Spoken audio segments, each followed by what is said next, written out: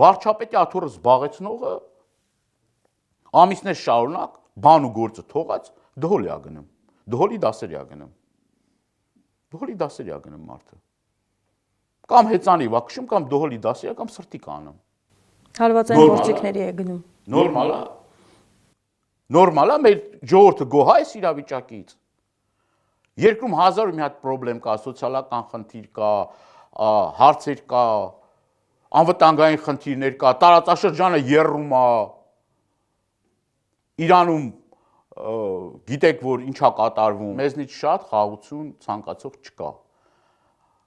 լոխում ասելով բերան չի քաղցրանում, մենք չենք ուզում խաղաղություն, մենք մեր ընկերներին ենք կորցրել մարտի դաշտում, մեր ընկերներն են զոհվել,